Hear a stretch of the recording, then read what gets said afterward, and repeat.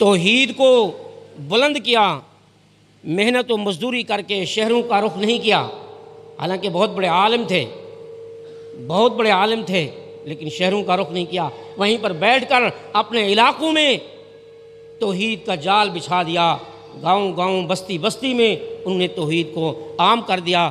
ان کے لیے دعا فرمائے، اللہ ان کی مغفرت فرمائے، اللہ ان کے درجات بلند فرمائے، اللہ ان کے لواحقین کو صبر کی توفیق عطا فرمائے۔ تو ابھی میں دعوت خطاب دیتا ہوں اپنے آئے ہوئے معزز مہمان محترم الشیخ مولانا محمد داؤد شاکر صاحب، وہ آپ کے سامنے خطاب فرمائیں گے۔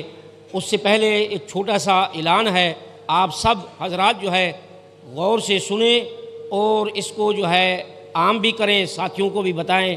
وہ یہ ہے کہ جس طرح کہ ہمارا مدرسہ مرکز اہل حدیث تحفیظ القرآن کا ایک مثالی مدرسہ ہے، الحمدللہ 2008 سے 2017 تک حفظ القرآن کی کلاسیں چلتی رہی ہیں۔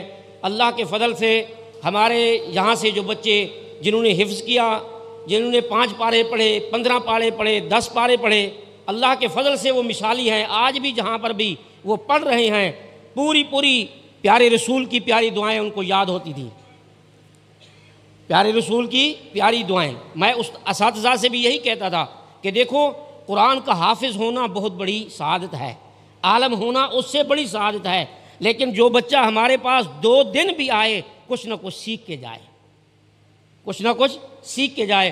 تو آپ حضرات سے گزارش ہے کہ شوال سے ہمارے مدرسے میں پڑھائی کا سلسلہ انشاءاللہ شروع ہوگا، اور ہمارے اکابرین کی زیر سرپرستی، زیر نگرانی میں اللہ کے فضل سے اور اچھے اساتذہ کا اہتمام کریں گے، اور جو بچہ پرائمری پڑھ کے آئے گا اس کو مڈل کی تیاری کرائیں گے، جو ویسے آئے گا اس کو کم از کم حفظ القرآن کے ساتھ ساتھ پرائمری کی بھی تیاری کرائیں گے۔ تو آپ حضرات سے یہ گزارش ہے، یہ اپنا مدرسہ سمجھتے ہوئے اپنے بچوں کو حفظ القرآن کے لیے، قرآن کی تعلیم کے لیے وقف کریں، اور رمضان المبارک کے اندر یہ اپنے ذہن میں رکھیں کہ اس مدرسے کے اندر اپنے بچوں کو تعلیم کے لیے بھیجنا ہے۔ ابھی میں دعوت خطاب دیتا ہوں محترم جناب محمد داؤد شاکر صاحب کو۔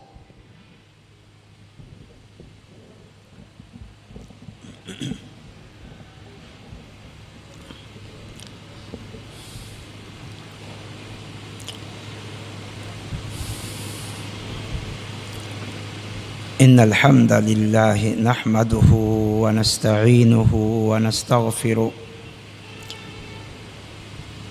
ونعوذ بالله من شرور أنفسنا ومن سيئات أعمالنا من يهده الله فلا مضل له ومن يضلله فلا هادي له وأشهد أن لا إله إلا الله وحده لا شريك له وأشهد أن محمدًا عبده ورسوله أما بعد فأعوذ بالله من الشيطان الرجيم يا أيها الذين آمنوا اتقوا الله حق تقاته ولا تموتن إلا وأنتم مسلمون يا أيها الناس اتقوا ربكم الذي خلقكم من نفس واحدة وخلق منها زوجها وبث منهما رجالا كثيرا ونساء واتقوا الله الذي تساءلون به والأرحام إن الله كان عليكم رقيبا يا أيها الذين آمنوا اتقوا الله وقولوا قولا سديدا يصلح لكم أعمالكم ويغفر لكم ذنوبكم ومن يطع الله ورسوله فقد فاز فوزا عظيما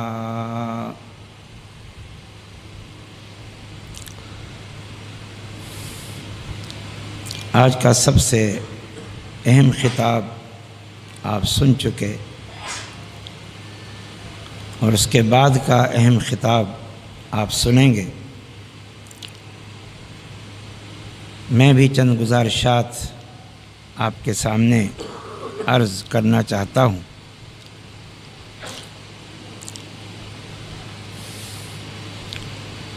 دعوت اہل حدیث کی جو بنیاد ہے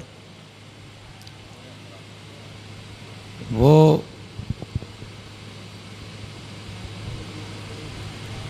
قرآن اور حدیث ہے، یا مزید عملی اعتبار پر توحید و سنت ہے۔ بنیادی اور جو پہلا نقطہ ہے وہ عقیدے اور ایمان کا ہے، یعنی نمبر 1 سب سے پہلی توجہ اور اہتمام عقیدے کا ہونا چاہیے، ایمان کا ہونا چاہیے، اور نمبر 2 عقیدے میں یا ایمان میں اساس اور بنیاد وہی قرآن و سنت ہونی چاہیے۔ یہ دونوں چیزیں لازم ملزوم ہیں۔ عقیدے کو اہمیت ہے، عقیدے کی اساس اگر قرآن اور حدیث نہیں ہے تو یہ بات بھی غلط، یا پھر عقیدے کو اہمیت ہی نہ دی جائے، ساری توجہ عمل کی طرف دی جائے، اخلاق کی طرف دی جائے، وغیرہ وغیرہ، اور عقیدے کو اہمیت نہ دی جائے، یہ بات بھی غلط۔ اس لیے میں اس وقت آپ کے سامنے اس نقطے کو صرف کچھ نصوص کی روشنی میں واضح کرنا چاہتا ہوں، اور یہ پیغام اچھی طرح لے کے جائیں۔ ایک مسلمان پر سب سے پہلے اپنے عقیدے کی اصلاح ضروری ہے، اپنے ایمان کو درست کرنا ضروری ہے، اپنی فکر کو، نظریے کو درست کرنا ضروری ہے۔ آئیے وہ نصوص آپ کو اختصار کے ساتھ سناتے ہیں۔ نمبر 1، اللہ تعالیٰ نے قرآن مجید میں تقریباً 90 سے زائد مقام پر مسلمانوں کو، ہم اہل ایمان کو یا ایھا الذین آمنوا کہہ کے خطاب فرمایا، احکامات ارشاد فرمائے، نصیحتیں ارشاد فرمائیں، یا ایھا الذین آمنوا کہہ کے، یعنی اے ایمان والو تم پر یہ فرض ہے، تم پر یہ واجب ہے، تم پر یہ حرام ہے، تمہارے لیے یہ حلال ہے، تمہارے لیے یہ جائز ہے، تمہارے لیے یہ ناجائز ہے، تم یہ کرو، تم یہ نہ کرو، یعنی عمل کا حکم دیا، عمل کی دعوت دی، لیکن کنہیں؟ یا ایھا الذین آمنوا، اے ایمان والو۔ گویا عمل کی باری بعد میں ہے، ایمان پہلے، عقیدہ پہلے ہے، عمل کی اصلاح بعد میں ہے، ایمان کی اور عقیدے کی اصلاح پہلے ہے۔ نمبر 2، قرآن مجید میں تقریباً 50 سے زائد مقام پر اللہ تعالیٰ نے خوشخبریاں دی ہیں، کہیں جنت کی، کہیں اپنی بخشش کی، کہیں اپنی محبت کی، کہیں اپنی رحمت کی، کہیں اپنے درجات اولیٰ کی، کہیں جہنم سے آزادی کی، وغیرہ وغیرہ وغیرہ بشارتیں دی ہیں۔ کنہیں؟ ان الذین آمنوا وعملوا الصالحات کہہ کے، بے شک وہ لوگ جو ایمان لے آئے ہیں اور عمل صالح کرتے ہیں، ان کے لیے یہ بشارتیں ہیں جن کا میں نے ذکر کیا۔ یہاں بھی دیکھیں، یہ بشارتیں ایمان اور عمل صالح کے ساتھ مشروط ہیں۔ پہلے ایمان ہے اور پھر عمل صالح۔ ایک اور پہلو سنیں، بعض جگہ پر اللہ تعالیٰ نے عمل صالح پر بشارتیں دی ہیں، عمل صالح پر بشارتیں دی ہیں، لیکن شرط یہ لگائی ہے کہ ایمان ہو۔ مثلا اس میں سے ایک مقام سنیں، من عمل صالحا من ذکر او انثى وهو مؤمن فلنحيينه الى آخر الآیہ۔ ایسی کئی آیات قرآن میں جس کا مفہوم یہ ہے کہ اللہ تعالیٰ فرماتا ہے جس کسی نے نیک عمل کیے اس کے لیے جنت کی یا رحمت کی یا بخشش کی بشارت ہے، لیکن شرط یہ ہے کہ عمل صالح کے ساتھ ایمان بھی موجود، ایمان بھی موجود۔ نبی صلی اللہ علیہ وسلم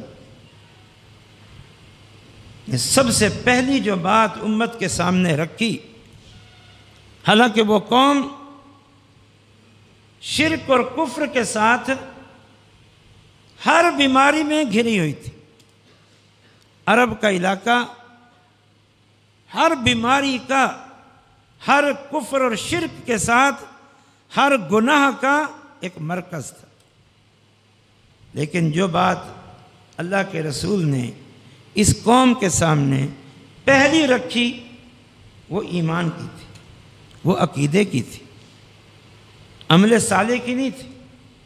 قولوا لا الہ الا اللہ تفلحون، کہہ دو اللہ کے علاوہ کوئی معبود نہیں، یعنی شرک کی نفی۔ صحیح ایمان پیش کیا کہ تم اللہ کو رب تو مانتے ہو، خالق و مالک و رازق تو مانتے ہو، مدبر السماوات والارض تو مانتے ہو، لیکن تمہارا ایمان ابھی ناقص ہے، ادھورا ہے، اس لیے کہ اس ایمان میں کفر ہے، اس ایمان میں شرک بھی ہے۔ اس لیے آؤ اللہ کو صحیح مانو، صحیح مانو۔ قولوا لا الہ الا اللہ، اور یہ ضروری ہے۔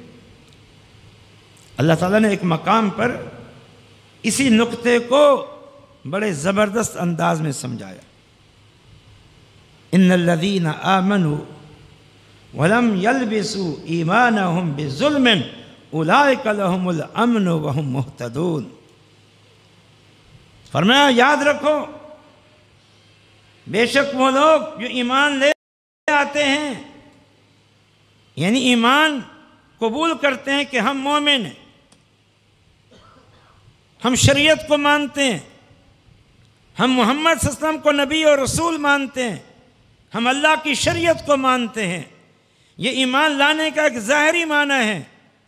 اللہ تعالیٰ فرما رہے ہیں محض اس طرح کے ظاہری طور پر اعلان ایمان سے تمہیں ہدایت نہیں ملے گی، تمہیں اللہ کی طرف سے دنیا اور آخرت میں امن نہیں ملے گا۔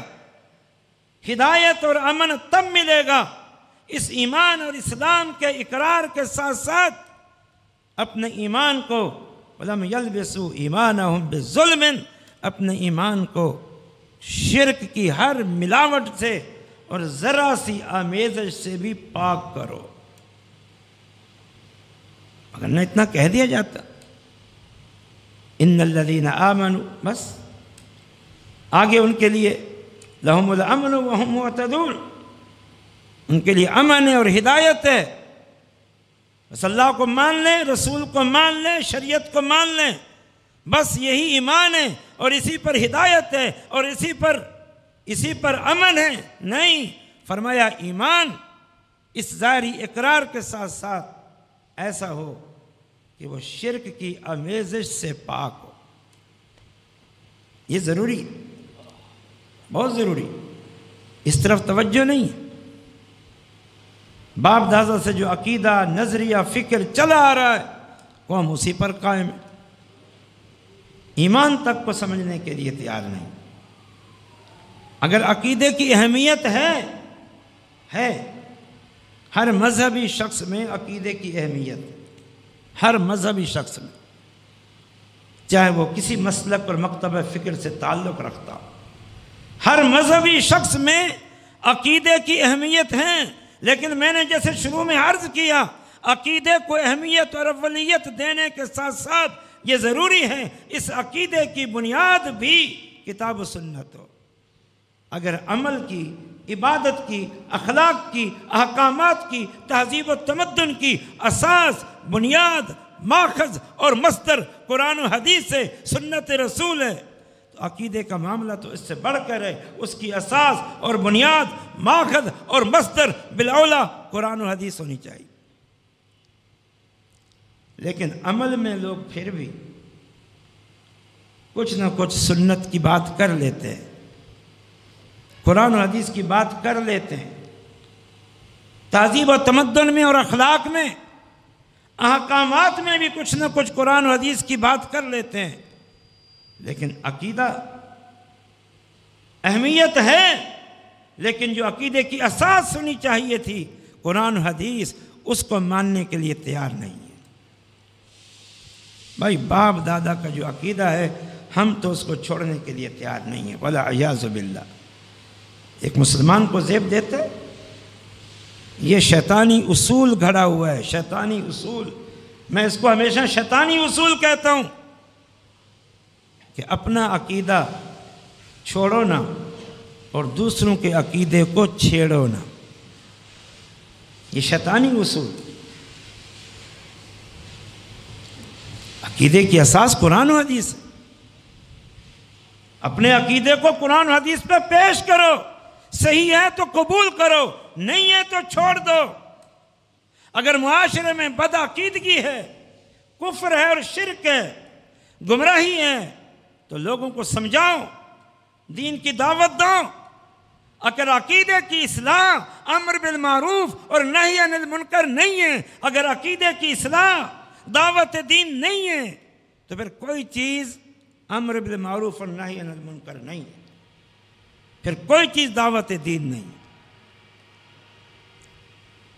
دعوت دین صرف اخلاقیات کی تعلیم دینے کا نام نہیں ہے، دعوت دین صرف نماز، روزے، حج، زکوٰۃ کی دعوت دینے کا نام نہیں ہے، بلکہ میں تو یہ کہوں گا دعوت دین صرف کسی کو کلمہ پڑھانے کا نام نہیں ہے۔ نماز، روزہ، حج، زکوٰۃ، اخلاقیات، حلال و حرام کی تعلیم، تربیت کے ساتھ ساتھ، کلمہ پڑھانے کے ساتھ ساتھ کلمے کی تفہیم،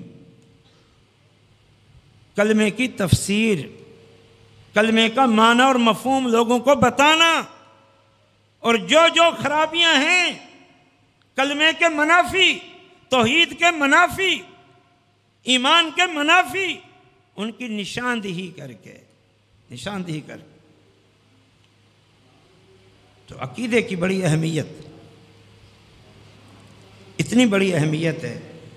عمل کی قبولیت کا دار و مدار، سنیں میری بات، عمل کی قبولیت کا دار و مدار، عمل روزہ ہو، عمل حج ہو، عمل زکوٰۃ ہو، تہجد ہو، قرآن کی تلاوت ہو، وہ دعوت و تبلیغ ہو، جہاد ہو، اس کی قبولیت کی اساس تو صحیح عقیدہ ہے، صحیح ایمان ہے۔ اگر ایمان صحیح نہیں، عقیدہ صحیح نہیں، نظریہ صحیح نہیں، اللہ کے بارے میں، رسول کے بارے میں، ملائکہ کے بارے میں، آخرت کے بارے میں، تقدیر کے بارے میں، جنت اور جہنم کے بارے میں، صحابہ کے بارے میں، اہل بیت کے بارے میں، اولیاء کرام کے بارے میں اگر نظریہ اور عقیدہ کتاب و سنت کی تعلیمات کے مطابق نہیں ہے، تو پھر عمل بھی قبول نہیں ہے۔ یہ پتھر پہ لکیر بات۔ اس کے لیے کافی آیات قرآن کی موجود ہیں، کافی آیات۔ ان میں سے ایک آیت سن، اللہ تعالیٰ نے فرمایا وَمَنْ يَكْفُرْ بِالْإِيمَانِ فقد حبط عمله وهو في الآخرة من الخاسرین۔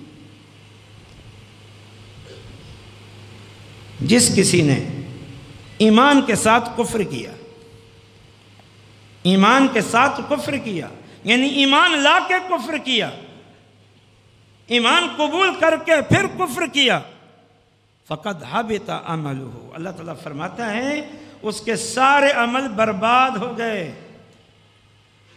وہ فی الآخرۃ من الخاسرین، اور آخرت میں وہ خسارہ اٹھانے والوں میں سے ہے۔ یہ کافروں کو نہیں کہا جا رہا کہ یہ کافر کیونکہ ایمان نہیں لائے لہذا ان کے عمل برباد ہیں، یہاں ان کو نہیں کہا جا رہا، ان کے لیے بھی یہی بات ہے۔ قرآن اس نقطے سے بھی بھرا ہوا ہے، لیکن اس مقام پر کافروں کو نہیں کہا جا رہا، اس مقام پر اہل ایمان کو کہا جا رہا ہے۔ اگر تم نے ایمان کے ساتھ کفر کیا، ایمان لا کے تم نے کفر کیا، تو تمہارے سارے عمل برباد۔ آپ سیاق اٹھا کے دیکھیں، غالباً سورۃ مائدہ ہے، پیچھے بیان ہو رہا ہے وَالْمُحْصَنَاتُ مِنَ الَّذِينَ أُوتُوا الْكِتَابَ مِنْ قَبْلِكُمْ إِذَا آتَيْتُمْ أُجُورَهُنَّ مُحْسِنِينَ غَيْرَ مُصَافِحِينَ وَلَا مُتَّخِذِي أَخْدَانٍ وَمَنْ يَكْفُرْ بِالْإِيمَانِ فَقَدْ حَبِطَ عَمَلُهُ۔ مسئلہ بیان ہو رہا ہے، ان میں سے ایک مسئلہ یہ ہے کہ اہل کتاب کی عورتوں سے نکاح جائز ہے، نکاح جائز ہے، کوئی مستحب یا واجب نہیں ہے، ثواب کا کام نہیں ہے، صرف جواز کی حد تک ہے۔ لیکن پھر اللہ نے شرطیں بیان کی، نمبر 1 محسنات و پاک دامنوں، پاک دامنوں، اور نمبر 2 اشارہ کیا کہ وَمَنْ يَكْفُرْ بِالْإِيمَانِ فَقَدْ حَبِطَ عَمَلُهُ۔ دیکھو یہود و نصارہ کی عورتوں سے نکاح میں تمہارے ایمان کو خطرہ ہے، تمہارے ایمان کو خطرہ ہے۔ ایمان لا کے اگر تم کفر کر بیٹھے تو تمہارے عمل برباد ہو جائیں گے۔ ایمان لا کے کفر، ایک تو کفر ہوتا ہے ارتداد، ارتداد، یہودیت کو اختیار کر لینا، عیسائیت کو اختیار کر لینا، اس کا 1% امکان ہے، اس کا 1% امکان ہے۔ اس لیے کہ میں نے عرض کیا نا کہ بالخصوص جو مذہبی لوگ ہیں ان میں عقیدے کی اہمیت ہے، اور عام مسلمان بہرحال وہ کتنا ہی جاہل ہو، غریب ہو، کمزور ہو، لیکن وہ کفر اختیار نہیں کرتا، ارتداد والا کفر، وہ مضبوط رہتا ہے۔ اس لیے کفر ارتداد کا امکان اس صورت میں 1% ہے۔ زیادہ طور پر جس کفر کا امکان ہے وہ کفر مسلمان رہ کے کفر، مسلمان ہو کے شرک، مسلمان ہو کے گمراہی، مسلمان ہو کے اس یہودی اور عیسائی عورت کی کچھ معتقدات، کچھ باتیں ان کو قبول کر لینا، کچھ ایسے عمل اس کے ساتھ کرنا جو در حقیقت کفر پر مبنی ہوں۔ اس کی طرف اشارہ ہے کہ دیکھو یہودی اور عیسائی عورت سے نکاح کی صورت میں تم اس قسم کے کفر میں مبتلا ہو جاؤ گے، مبتلا ہونے کا امکان ہے، خطرہ ہے۔ اس لیے ہم اگرچہ اس کو جائز قرار دے رہے ہیں لیکن ساتھ میں بتا رہے ہیں وہ عورت پاک دامن ہونی چاہیے، اور نمبر 2 تمہیں احوال اور ظروف کی روشنی میں اپنے بارے میں، اپنے معتقدات کے بارے میں، اپنے علم کے بارے میں اس قدر یقین ہو کہ تم یہ سمجھو کہ یہ نکاح مجھے اسلام اور اسلام کے عقیدوں سے ذرا سا بھی منحرف نہیں کرے گا، اور میں اپنے عقیدے کو بچا کے رکھوں گا، اپنے ایمان کو کفر اور شرک سے بچا کے رکھوں گا، تو تب قدم اٹھاؤ، وگرنہ صرف دنیا کی خاطر اپنے ایمان کو خطرے میں نہ ڈالو۔ خیر یہ تو ایک ضمناً بات تھی، وگرنہ آیت ہی کافی تھی، وَمَنْ يَكْفُرْ بِالْإِيمَانِ فَقَدْ حَبِطَ عَمَلُهُ۔ فرمایا جس نے ایمان کے ساتھ کفر کیا اس کی عمل برباد ہو گئی۔ یہ تو عمل برباد ہو جاتا ہے، یہ تو عام ہم جیسے لوگوں کے بارے میں بات ہے ان کے عمل تو ویسے ہی تھوڑے، اوپر سے کمزور، پتہ نہیں اخلاص ہے کہ نہیں، ہزاروں کمیاں ہیں، وہ تو یوں سمجھو بربادی کے کنارے پر ہیں۔ آؤ میں تمہیں قرآن کی روح سے اس کائنات کی عظیم شخصیتوں کے بارے میں بتاؤں جو اللہ تعالیٰ نے بتایا۔ عظیم شخصیات، انبیاء، ایک مقام پر اللہ تعالیٰ نے 16 انبیاء کا ذکر کیا، 16 انبیاء کا، ابراہیم علیہ السلام سے لے کر آگے 16 انبیاء کا ذکر کیا، ان کی خوبیاں ذکر کی، ان کے فضائل ذکر کیے، ان کے مناقب اور عظمتیں ذکر کی، لیکن ساتھ میں ہمیں سمجھانے کے لیے اللہ تعالیٰ نے کہا، ہمیں سمجھانے کے لیے وَلَوْ أَشْرَكُوا لَحَبِطَ عَنْهُمْ مَا كَانُوا يَعْمَلُونَ، اگر یہ شرک کر بیٹھتے، ہم اس کا معنی کرتے ہیں اگر بالفرض و محال، اس لیے میں نے معنی کیا اللہ نے ہمیں سمجھانے کے لیے کہا، ہمیں سمجھانے کے لیے کہ سنو شرک اتنا بڑا گناہ ہے اور ایمان کے بعد کفر اختیار کرنا اتنا بڑا گناہ ہے کہ عمل برباد ہو جاتے ہیں۔ اگر بالفرض یہ شرک کا ارتکاب ان انبیاء سے بھی ہوتا تو اللہ تعالیٰ فرماتا ہے کہ ان کے مثالی اور عظیم مخلصانہ اور صحیح عمل بھی ہم برباد کر دیتے۔ پھر اللہ نے ایک اور مقام پر تو حد ہی کر دی۔ اس سے بڑھ کر سمجھانے کا کیا انداز ہو سکتا ہے؟ بتائیں مجھے، کوئی نہیں انداز ہو سکتا۔ لَإِنْ أَشْرَكْتَ لَيَحْبَطَنَّ عَمَلُكَ وَلَتَكُونَنَّ مِنَ الْخَاسِرِينَ، یہ بھی ہمیں سمجھانے کے لیے کہا، ہمیں سمجھانے کے لیے، مسلمانوں ہمیں سمجھانے کے لیے، خبردار کرنے کے لیے کہا، اے پیارے حبیب اگر بالفرض و محال آپ بھی شرک کر بیٹھتے جس کا کوئی امکان نہیں ہے نبیوں سے اور رسول اللہ صلی اللہ علیہ وسلم سے، لیکن اللہ تعالیٰ نے ہمیں سمجھانے کے لیے کہا اگر آپ سے بھی شرک سرزد ہو جاتا تو آپ کے بھی عمل برباد ہو جاتے، تو باقی کون ہے؟ یہ معاملہ معمولی نہیں، اس معاملے کو سمجھو، عقیدے کو اہمیت۔ ایک اور مقام سنو، کیا انداز ہے اس کا، اللہ تعالیٰ نے کیا ایک انداز اختیار کیا۔ یا ایھا الذین آمنوا آمنوا باللہ ورسولہ والکتاب الذی نزل علی رسولہ والکتاب الذی انزل من قبل، اے ایمان والو، اے ایمان والو، ایمان لے آؤ۔ ذرا دوبارہ اس ترجمے کو سنو، یا ایھا الذین آمنوا آمنوا، اے ایمان والو ایمان لے آؤ اللہ پر، اس کے رسول پر، قرآن پر، سابقہ کتابوں پر، ملائکہ پر، رسولوں پر، فرشتوں پر، سب پر ایمان لے آؤ۔ کن کو کہا جا رہا ہے؟ جو ایمان لا چکے ہیں، جو ایمان لا چکے ہیں۔ یہ کوئی تکرار نہیں ہے، یہ کوئی تکرار نہیں ہے، یہ کوئی تحصیل ما حصل نہیں ہے، وگرنہ تو کلام لغو ہو جائے گی۔ ایمان والوں کو کہا جا رہا ہے ایمان لے آؤ، وہ تو کہتے اللہ ایمان تو لا چکے ہیں۔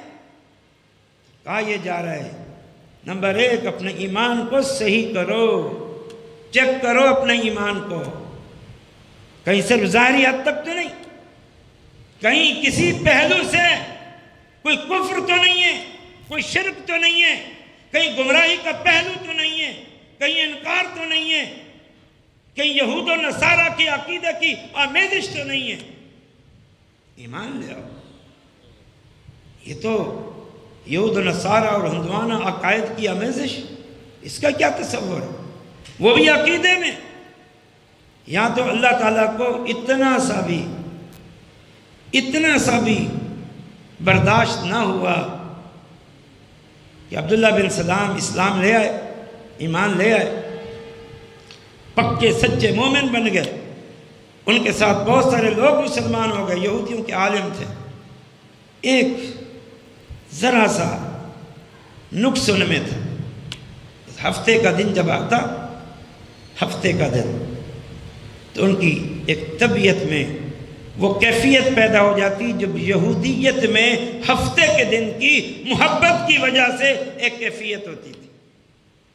آج تو شاید ہمیں جمعے کے حوالے سے وہ کیفیت نہ ہو، اگر ایک مومن اس کے لیے جمعے کا دن عبادت کا دن، تو ہفتے کے دن کی وہ محبت جو کسی عرصے میں رہی، وہ تعلق جو ایک طویل عرصے تک رہا، ہفتے کے دن اللہ کی خاص عبادت ایک طویل عرصے تک تعلق رہا، باوجود اس کے کہ ہفتے کی وہ اہمیت، وہ محبت ختم ہو گیا، لیکن بہرحال ایک عرصے تک ہفتے کے دن کے ساتھ ایک تعلق تھا۔ اسلام لانے کے بعد اس تعلق کی کچھ نہ کچھ اثرات دل میں تھے، اور کبھی اعضاء سے ظاہر ہو جاتے تھے، کیفیت ایسی ہو جاتی تھی خود بخود۔ اللہ تعالیٰ نے فرمایا یا ایھا الذین آمنوا ادخلوا فی السلم کافہ ولا تتبعوا خطوات الشیطان۔ اے ایمان والو، داخل ہو جاؤ اسلام میں پورے کے پورے۔ یہ خطاب قیامت تک کے مسلمانوں کو ہے، لیکن آیات جیسے بنیادی طور پر اترتی ہیں ایک خاص سبب سے۔ اگرچہ العبرۃ بعموم لفظ ہوتا ہے، بے خصوص سبب نہیں ہوتا، لیکن خصوص سبب کی معرفت سے اس میں جو بات کہی جا رہی ہوتی ہے اس کی اہمیت کا پہلو نکلتا ہے۔ اصل بنیادی طور پر عبداللہ بن سلام اور جو ساتھ میں یہودی مسلمان ہوئے تھے، ان کے دلوں میں جو ہفتے کی دن کی عظمت کے متعلق کچھ اثرات باقی تھے، اللہ کو وہ بھی پسند نہیں آئے۔ فرمایا یا ایھا الذین آمنوا ادخلوا فی السلم کافہ۔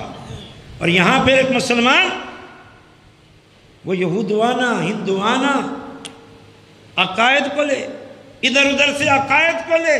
ہم تو کہتے ہیں تہذیب بھی اسلامی، عمل بھی اسلامی، اخلاق بھی اسلامی، حلال و حرام کے مسائل بھی اسلامی۔ مسلمانوں تمہیں کیا ہو گیا ہے؟ تم یہ چیزیں تو یہ چیزیں، تم عقائد بھی اسلامی اپنانے کے لیے تیار نہیں ہو۔ ایک حدیث پر بات ختم کرتا ہوں جو اس موضوع کی بنیادی حدیث ہے، صحیح مسلم میں، اس کو بڑے اختصار کے ساتھ عرض کرتا ہوں کہ بصرہ میں کچھ لوگ تقدیر کے منکر پیدا ہو گئے۔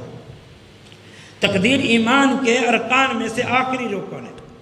تقدیر اللہ کا علم سابق، اللہ نے اس کو لکھ رکھا، جو کچھ دنیا میں ہو رہا ہے اللہ کے ارادے اور مشیت سے ہو رہا ہے، یہ تقدیر ہے۔ اب نئے کچھ متجددین ہوتے ہیں، منطق اور فلسفہ پڑھ لیتے ہیں، ادھر ادھر کے علوم پڑھ لیتے ہیں، اور پھر انہی کے حامل بن جاتے ہیں۔ تو تقدیر کے منکر ہیں، مسلمان ہیں تقدیر کے منکر۔ اب وہاں کے لوگ پریشان ہو گئے۔ یحییٰ بن یعمر تابعی اور ان کے ساتھ کچھ ساتھی، یہ دونوں حج اور عمرہ کرنے آئے، حج یا عمرہ کرنے، اور دل میں نیت یہ تھی کہ کوئی صاحب علم مل جائے، ہم ان کے سامنے اس پریشانی کا ذکر کریں، ان لوگوں کی اس عقائد کا ذکر کریں اور مسئلہ پوچھیں۔ اتفاق کی بات، نیت صالح تھی۔ عبداللہ بن عمر سے ملاقات ہو گئی، ان سے جا کے بیٹھے، ان کو جا کے کہا عبداللہ، ہمارے بصرہ میں معبد الجہنی نامی شخص ہے، اور اس کے ہم نوا ہیں، بڑے پڑھے لکھے، قرآن پڑھتے ہیں، علم حاصل کرنے کا ان کو شوق ہے، لیکن وہ تقدیر کے منکر ہے۔ جو اسلامی عقیدہ ہے، قرآن میں ذکر ہے، ہم نے بھی حدیثیں سن رکھی ہے، لیکن وہ منکر ہے۔ وہ کہتے ہیں اللہ کو پہلے سے نعوذ باللہ بندوں کے اعمال کا پتہ نہیں چلتا، جب نہیں چلتا تو نعوذ باللہ اللہ نے لوح محفوظ میں کچھ بھی نہیں لکھا۔ جب بندے کوئی عمل کرتے ہیں تب اللہ کو نعوذ باللہ علم ہوتا ہے، تب جزا و سزا مرتب ہوتی ہے، تو وہ منکر ہے۔ بس عبداللہ بن عمر نے جو دو باتیں کہیں عقیدے کی اہمیت کے لیے وہی کافی ہے، بس اس کو باندھ کے جائیں پلو سے۔ عبداللہ بن عمر نے کوئی لمبی چوڑی بات نہیں کہی، کہا یہ تو تم جانتے ہو نا کہ تمہیں جو فکر ہے کہ یہ ان کا نیا عقیدہ ہے، قرآن میں تقدیر کا بیان ہے، حدیث میں تقدیر کا بیان ہے، اور پھر آخر میں عبداللہ بن عمر نے حدیث جبریل بھی پڑھ کے سنائی جس میں ایمان کے معاملے میں تقدیر کا بیان ہے۔ تو تقدیر کے اس بات پر لمبی چوڑی دلیل نہیں دی، کیونکہ وہ مسلمانوں کا ایک متفق علیہ عقیدہ ہے۔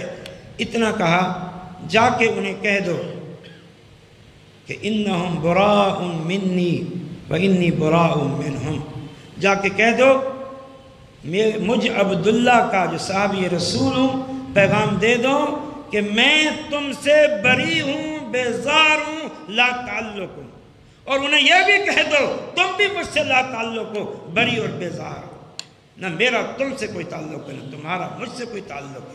یہ گمراہی، یہ کفر، یہ انکار، محض عقل پرستی، منطق اور فلسفہ اور ادھر ادھر کی شیطانی خیالات کی بنیاد پر جا کے ان کو کہہ دو میں ان سے بری، یہ مجھ سے بری۔ ایسے لوگوں کا جن کے عقیدوں میں بگاڑ ہو، کوئی دینی تعلق نہیں، اسلام سے مسلمانوں سے کوئی تعلق نہیں۔ اور ساتھ میں کہا ان کو جا کے کہہ دو لو ان لأحدكم مثل أحد ذهبا فأنفقه في سبيل الله ما قبل الله منه حتى يؤمن بالقدر۔ جا کے بتا دو کہ میں عبداللہ تمہیں بتا رہا ہوں، اگر تم میں سے کسی کے پاس احد پہاڑ کے برابر سونا ہو اور وہ سونے کو وہ اللہ کی رضا میں، اللہ کے پسندیدہ کاموں میں خرچ کر دے تو اللہ تعالیٰ اس وقت تک قبول نہیں کرے گا جب تک دیگر ایمانیات اور عقیدے کی اصلاح کے ساتھ ساتھ تقدیر پر بھی وہ صحیح طور پر ایمان نہیں لائے گا، اس وقت تک کوئی عمل قبول نہیں ہے۔ تو میرے بھائیوں، عقیدے کی، دین کی بڑی اہمیت ہے۔ اللہ پاک مجھے اور آپ کو دین کے سارے پہلوؤں کو سمجھنے، اپنانے، بالخصوص عقیدے کو سمجھنے، اپنانے اور عمل کی توفیق عطا فرمائے۔ اقول قولی ھذا وآخر دعوانا الحمد للہ رب العالمین۔